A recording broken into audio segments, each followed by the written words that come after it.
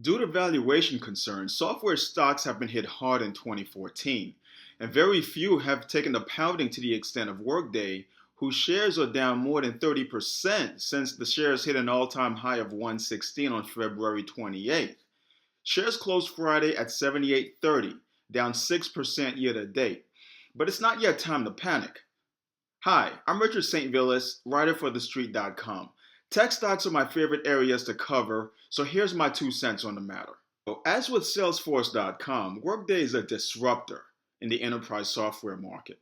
The company has built itself quickly into a dominant software as a service provider and has stolen share from the likes of IBM and SAP.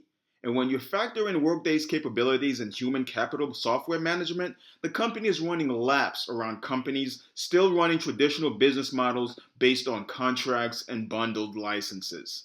Workday, on the other hand, offers cloud-based services that help enterprises operate daily HR tasks, including payroll and employee benefits. And with better than expected results just released from Salesforce, I don't see a scenario where Workday's growth engine will slow anytime soon. The company will report fiscal first quarter earnings Tuesday, and investors still on the sidelines would be wise to punch in their time cards now. On Tuesday, the street will be looking for a revenue of 152.3 million, which represents a 66% year-over-year jump.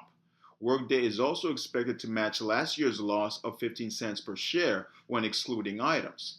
For the full year, the company is expected to post a loss of 55 cents per share on revenue of 735 million, which represents a 57% year-over-year jump. Over the past couple of quarters, Workday has done well securing large multi-million dollar deals.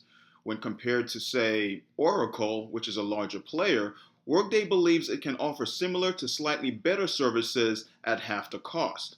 Not to mention, it can offer these services without licenses and long-term maintenance contracts. Enterprises have responded in a big way. With that in mind, on Tuesday, investors should also focus on what the company says about its billings. This is the metric that denotes the strength of future revenues. Workday has performed well in this department, and billings have stayed well above 30% for the past couple of quarters.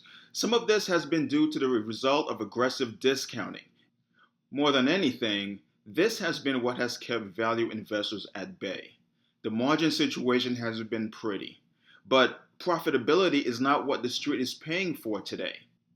Instead, the stock is priced for growth, and with Workday's expertise in human capital management solution, it has delivered. Plus, when it comes to enterprise resource planning, Workday has more business than it can service, which is a problem every company hopes to have. And management has begun to address this need with investments in its capacity. And this too will take a toll on near-term margins and profits. But the bet is that it would all pay off in the long run. With the stock still down 33% from its 52-week high, Workday's vacation is over. On the basis of long-term revenue growth and market share gains in SaaS and enterprise software planning, these shares are a sure bet to reach 100 by the second half of the year.